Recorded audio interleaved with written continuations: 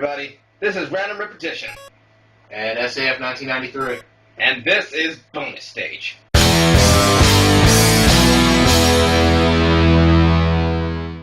Today's topic is going to be metagaming.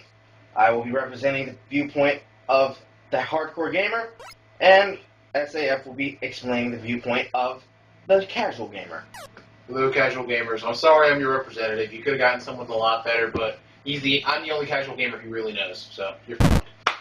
To explain to you what metagaming is, we found it best for us to be able to discuss it from the viewpoints that we understand. Now, I grew up playing on the tournament server, on tournament circuits, and on tournament gaming. I know exactly almost every single point I could tell you about how something is this or something is that. Essentially, metagaming is just understanding everything that's happened after the game. After all the level grinds, after all of the nights of sleepless combo comprehensions, everything that you could think of and more. Essentially, a metagame is what's going to happen after you've pretty much prestiged all the way to as far as you could go on anything possible. Whether it be an FPS, MMO, even in tabletop play games. Metagaming is essential to gaming, but sometimes the viewpoints and everything can sometimes get askewed. Today, we're going to be discussing these viewpoints. Now, Saf, what do you think when you talk about metagaming? When I talk about metagaming, when I think about it, I think of someone who uses strategy and preluded knowledge. Like, say you see one of your friends playing a game and they use a certain move set or a certain character over and over and over again, and you know what character can beat them and what moveset can beat them. So you pick that character just to show your friend up and say, haha, kick your ass. That's what I think of it. That's what I think of when I hear the word metagaming. Mind you, I don't really know much about it. I just play and do whatever the hell I want to win. Because winning is awesome and losing sucks. Exactly. Shut up, you. Well, when it comes to the hardcore sense, we all take hardcore a little bit too far. When it comes to hardcore, essentially, sometimes we just go a little bit overboard, past the point of overboard. I mean, it's okay to play to win, but sometimes there's people who take it too far. So, aptly named, they're the stop having fun guys. They're the guys who make the game so uninteresting to play because you don't play like them. So let's say in the sense of a fighter game.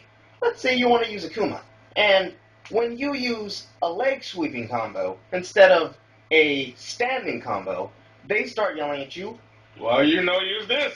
Why you not use the standing? Why you not use the following? Why you not use this? Ah! And essentially it makes you want to yell at them and say, stop ruining my fun. You can understand that it can sometimes be opposite viewpoints. Like, my definition of fun is being able to murder people and do whatever the hell I want. No matter what the cost may be. Whether or not, it's like, if I even get a choice to. If I have the choice to do it, it's like, okay, cool, whatever. If I don't even have the choice, it's like, boom! Because I should have the choice. It's like, if I'm going to play multiple times through, I don't want to have to sit here and listen to the whiny snob event about how the main character's girlfriend is going to get killed by the villain, and I have to watch the villain have his little speech about, well, I could be good, but you made me sick. Stab. I want to at least have the choice every now and again to say, well, guy, I could kill you, and you could kill me with your OP attacks, or I could help you. And guess what day it is? I'm gonna help you. And for the rest of that game, with that evil person on your side, even though eventually you'll get the bad ending and you're gonna go to hell, you at least get to rip roar through levels with somebody whose entire move list says OP at every single cast. And do I enjoy that casting. Saf? So, basically you're saying that if you had the choice, you would take the evil guy and put him on your team just because he's overpowered, and f*** all morality involved. Well, it doesn't have to be that I don't want to use him, just have the choice to use him. It's like, if I want to go for an ending, so I can just say I had that ending, and it doesn't have the guy, but it doesn't, like, railroad me into making the decision, it's at least good that I can get off the track and, like, be ahead of whatever system is put in place in the game, rather than just being told, this is what you do, this is what you do, this is what you do, this is where you can go, this is where you can't. Sounds fair enough. Yeah. I agree with you. I kind of hate when games limit you in that sense. Like, they're forcing you down the one straight, narrow path with very few twists and turns that can branch off. But eventually they branch off to the point where they come right back and nothing really mattered. You could have gone either way and the game is not going to change one bit. Yeah, I mean, an example of one of these games would be like the entirety of the Fallout franchise. Even from day one, every single game in that series essentially gives you the chance to make any decision you want, how you want, to do what you want, to get what you want, however you want it. Exactly. I mean, from the beginning of the game, for let's say Fallout 3, throughout the entire game, you're given the choice of murdering people. Get your butt out of my face! Can't help it. I like lounging. Sorry, continue. You get the choice of going through multiple burst and vast stories about people's lives, interact with the game, not only interact with the game, but be able to understand the backstory behind it, lead into another subset of the game with whatever add-on material they give you, even if it's in the Ultimate Edition of the game, and then you get to have this wide range of ways to both murder and kill and pillage, or just become whatever you want from the beginning. Ultimate badass.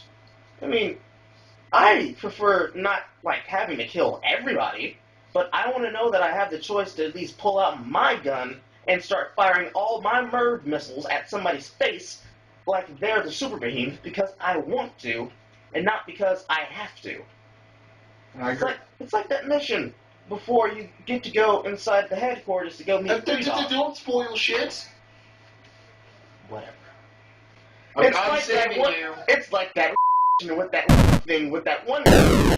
And when they give you the choice of using that rocket, it's like, are you telling me I need to waste my ammo? I have bullets. I think I know what you're talking about. Resident Evil 3, isn't it? Sure, let's go with that. Because that's the exact same thing, and I'm not spoiling anything because this is optional.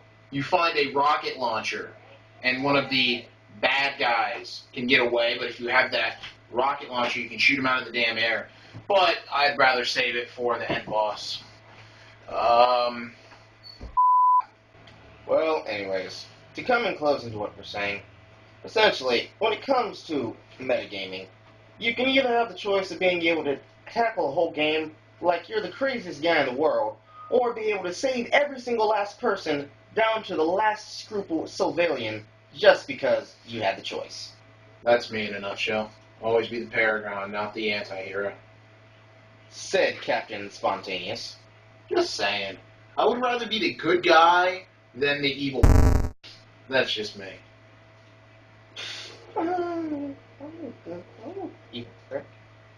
You would be an evil in a heartbeat, and you know it. I'm one right now. So, signing off, this is Random Repetition. And SCF 1993? And we'll be seeing you guys next time.